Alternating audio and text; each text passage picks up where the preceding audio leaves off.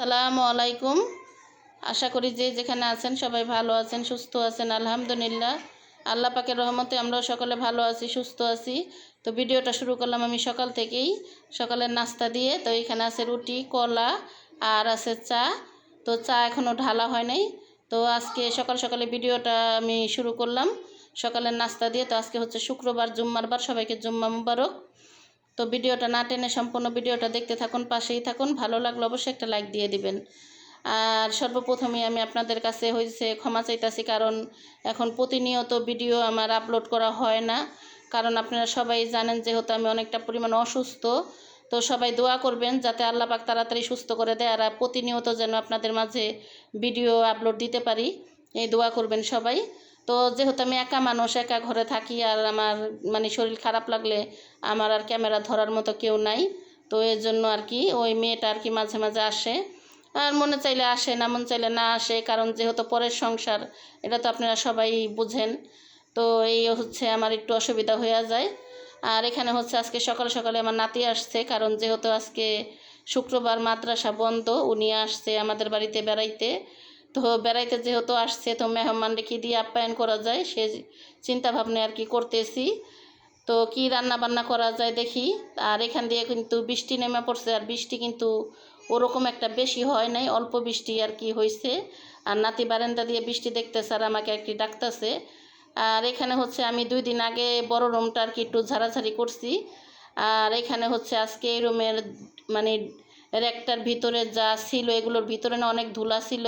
তো এগুলো আমি একটু বের করছি, কারণ এগুলো একটু মুইসা মুইসা তারপরে হচ্ছে র্যাকটা মুছবো, তারপরে হচ্ছে এগুলো উঠায় রাখবো। তো যাই হোক, ভিডিও দেখতে থাকুন।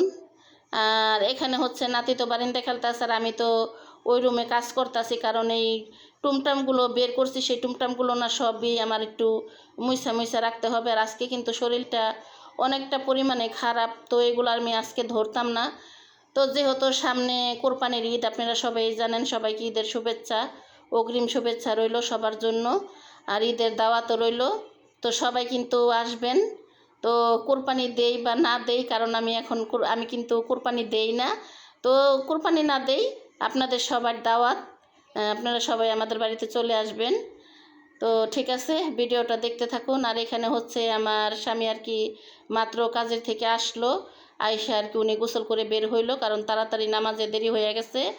এখন তাড়াতাড়ি করে যাইতেছে রেডি হয়ে। আর এখানে কিন্তু আজকে আমার রান্না বান্না সব কিন্তু দেরি হয়ে গেছে, কারণ নাতি আসাতে না, ওই যে ঘরে একটু বাড়তি কাজ করতেছি, তো রান্না বান্না দেরি হয়ে গেছে। তো নাতিরে কি করলাম, নাতিকে না মুরগি পোলাও কিনাই না দিলাম, এখন খাক। তারপরে হচ্ছে আমার চুলায় কিন্তু রান্না বসাইছি তো নাতিরে বললাম যে ভাইয়া তুমি খাও, খাওয়া হইলে তোমার গোসল করাই দেই একটু জিরা খাওয়া হইলে। কারণ আমার নাতি আসছে কিন্তু 1 ঘন্টারও বেশি হবে। আর আমার নাতি কিন্তু ওরকম কিছু খায় না, আর হচ্ছে ও বাহিরের কিছুই খায় না। বাহিরের কোনো এই চিপ টিপ বাচ্চাদের যে জিনিসগুলো আছে, এগুলো কিন্তু কিছুই খায় না। তো এর জন্য ওরে মুরগির পোলাও কিনাই না দিলাম। তো এগুলো খাওয়া হোক, অল্প কয়টা যাই খাক, খাইয়া একটু পানি খাক। আর এখানে দেখেন, বলছি না চুলায় রান্না বসানো। এক চুলাতে হচ্ছে পাট শাক, আরেক চুলায় হচ্ছে আমার ডাল। তো এখানে আজকে আমি রান্না বান্না করব হচ্ছে পাট শাক ভাজি করব, ডাল রান্না করব, আর হচ্ছে মুরগি রান্না করব। আর যেহেতু আমার গলায় ঘাও, আমি এর অনেক দিন আগেও কিন্তু আমি খাওয়া দাওয়া একদমই করতে পারি নাই। আর এখন আজকে 2-3 দিন ধরে আমার খাইতে অনেক সমস্যা হয়ে যাইতেছে, কারণ গলার ভিতরে না যা দেই, গলার ভিতরে জ্বলে। তো যাই হোক, আল্লাহ পাক কষ্ট করেও হইলো আল্লাহ পাক খাওয়ায়, যতটুকু খাই কি আর করা, কিছু করার নাই, কারণ এত ওষুধ একসাথে খাওয়া যায় না।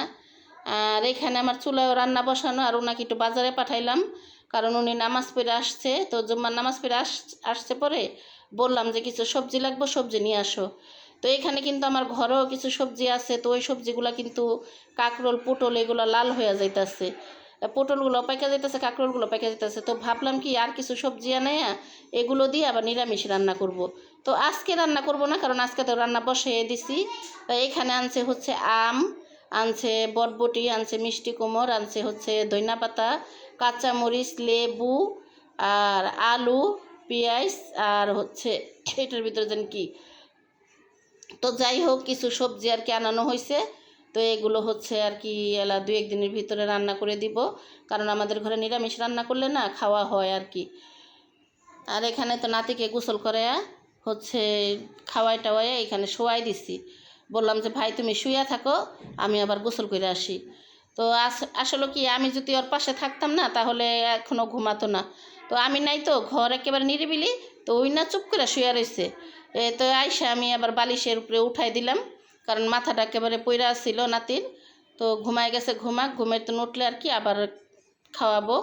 কারণ আমার নাতি দুপুরবেলা হচ্ছে ওই যে পোলাও আনছিলাম, সেই পোলাও আর কি অল্প কয়টা খাইছে।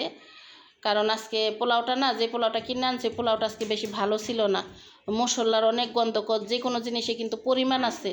তো আজকে আর কি মশলার পরিমাণটা অনেক বেশি হয়ে গেছে।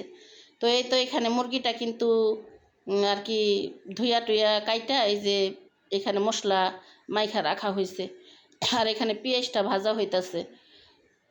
তো এই তরকারিটা রান্না হলেই আমাদের রান্না হয়ে যাবে। কারণ আজকে এই যে ঘরের বাড়তি কাজ করতে গেলে অন্য অন্য কাজ দেরি হয়ে যায়, রান্না বান্না দেরি হয়ে যায়। তো এই যে আমার সব ঘর গুছানো শেষ। তো এখন আর কি বাড়তি কাজের ভিতরে আছে খালি ফ্রিজটা আর কি একটু পরিষ্কার করব, ফ্রিজটা পরিষ্কার করলেই শেষ। তো যে যেখান থেকে আমার ভিডিওটা দেখতেছেন সবাই ভিডিওটা দেখে বলবেন আমার ভিডিওটা আপনাদের কাছে কেমন লাগে বা কেমন লাগলো, তো কমেন্ট বক্সে জানাবেন। আর এখানে কিন্তু তরকারিটা প্রায় কিন্তু একেবারে কষানো শেষ।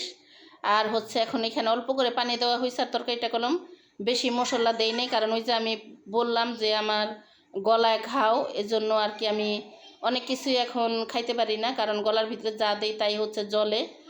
তো এই তো পাট শাক ভাজি আর হচ্ছে এই তো মুরগি রান্না।